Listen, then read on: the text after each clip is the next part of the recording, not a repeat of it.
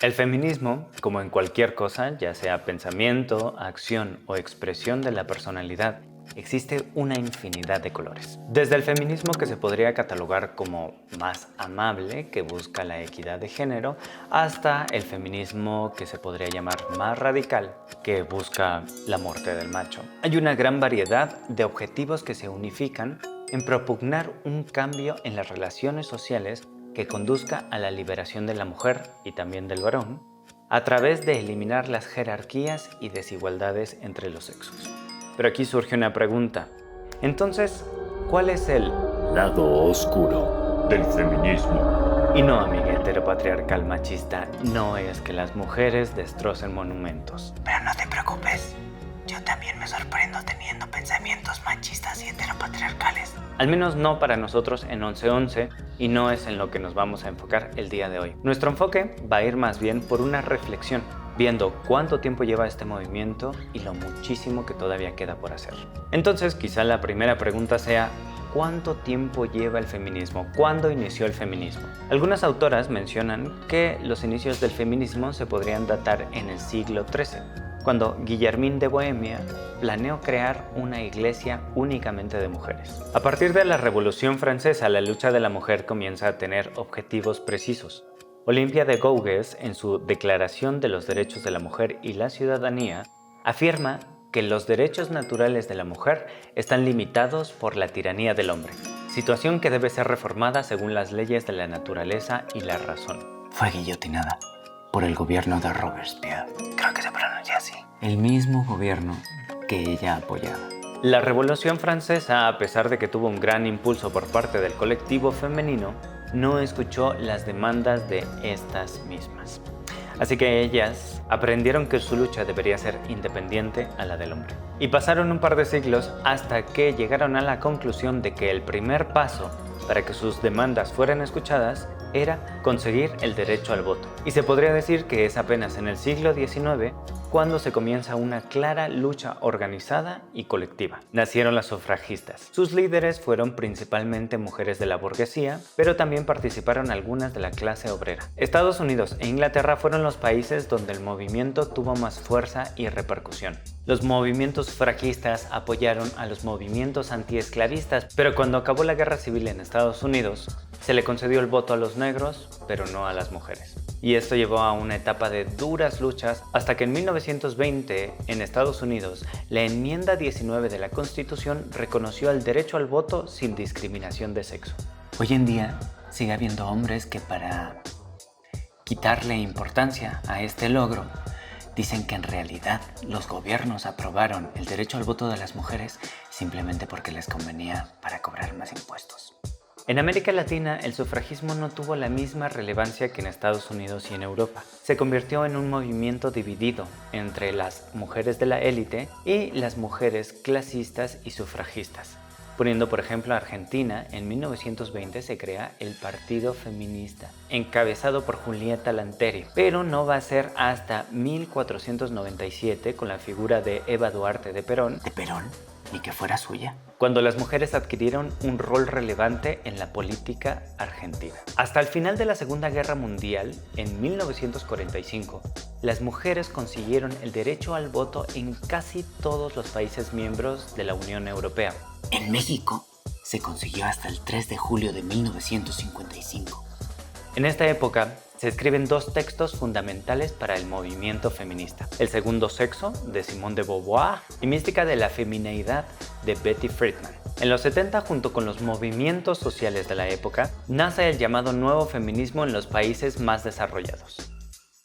Definamos país desarrollado y no hablemos desde el punto de vista eurocentrista. Esta transformación del movimiento propone la redefinición del concepto patriarcado, el análisis de los orígenes de la opresión de la mujer, el rol de la familia, la división sexual de trabajo y el trabajo doméstico, la sexualidad, la reformulación de separación de espacios privados y públicos a partir del eslogan "Lo privado es político" y el estudio de la vida cotidiana. Al mismo tiempo, manifiesta que no se puede dar un cambio social en las estructuras estructuras económicas si no se produce a la vez una transformación de las relaciones entre los sexos. Y de ahí nos pasamos a nuestros días. El feminismo contemporáneo considera que la igualdad jurídica y política reclamada por las mujeres en el siglo XIX y conseguida por las mujeres en el siglo XX, a pesar de ser un paso adelante, pues no ha sido suficiente para modificar sustancialmente el rol de las mujeres en la sociedad. Sin ir más lejos, hoy en día se sigue matando a 11 mujeres al día en México. En muchas profesiones las mujeres siguen recibiendo un salario inferior al de los hombres,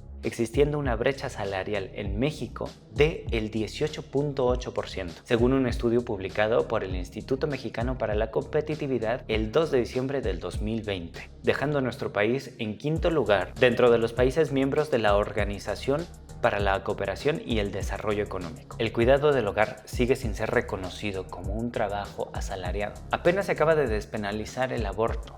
Y sin embargo, muchas personas, entre ellos especialmente los grupos pro vida, siguen señalando a estas mujeres que toman el derecho a decidir sobre su cuerpo como asesinas. Muchas mujeres siguen siendo tocadas en contra de su voluntad en el transporte público. La ONU Mujeres ha catalogado la violencia de género como la pandemia silenciosa. Y se siguen leyendo titulares como Angélica fue vendida para un matrimonio infantil forzado, en cuya nota lees que el agresor del intento de violación alega ser el dueño de la niña simplemente porque pagó 120,000 pesos por ella. Todo esto como parte de un sinfín de formas de opresión. En este episodio queremos resaltar el camino que ha tenido que andar el feminismo por el lado oscuro de la vida, sacando la cabeza como puede de la opresión para hacerse notar, para poder gritar.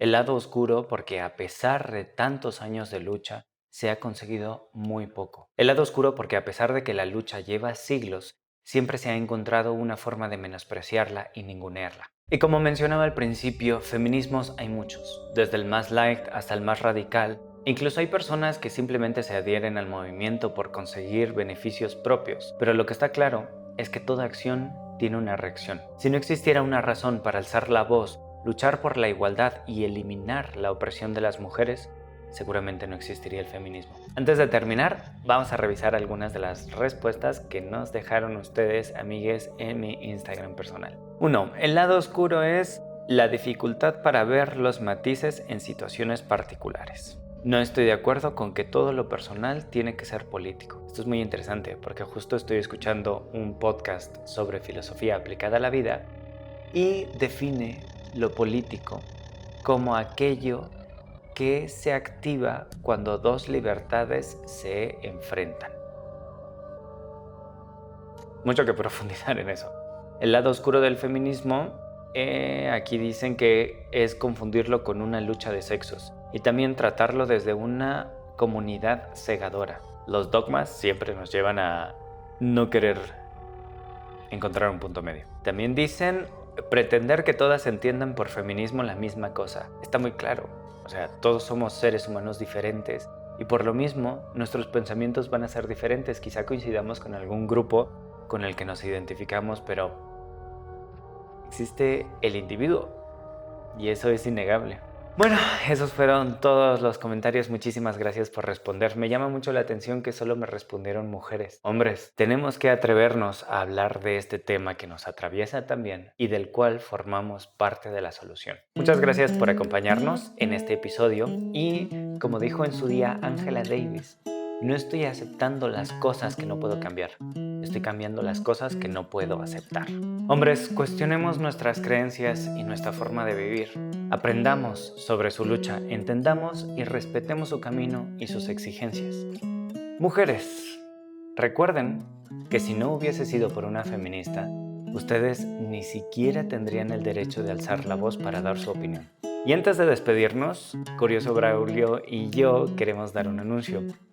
Braulito, ¿puedes venir, por favor? ¡Brawlivers! Para mí ha sido un gozo estar con ustedes estas temporadas, alimentando su curiosidad por esos detalles que están dentro del mundo artístico.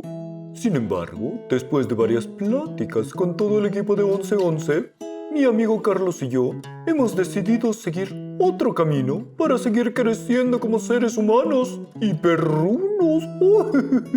Estamos muy agradecidos con ustedes por haber sido parte de este proceso. Todos los ciclos llegan a su fin y el nuestro llega hoy. La verdad ha sido un placer haber podido tener la oportunidad de compartir un punto de vista diferente sobre los temas de los que hemos estado hablando a lo largo de la temporada. Y ahora, pues nos toca caminar por la introspección y el autoconocimiento para seguir creciendo. 1111 seguirá el año próximo con nuevas sorpresas y los invito a seguir apoyando este gran proyecto que nace de un lugar lleno de amor y amistad. Y también los invito a seguir nuestros caminos individuales en nuestras redes sociales, Carla Garrido, Chava Martínez y el mío personal, Carlos Segura. Por supuesto, no se olviden de darle like, suscribirse y estar pendientes de la siguiente temporada. Así es, queridos Brawlivers. Los llevaremos siempre, siempre en el corazón. Gracias. Hasta pronto. Pronto.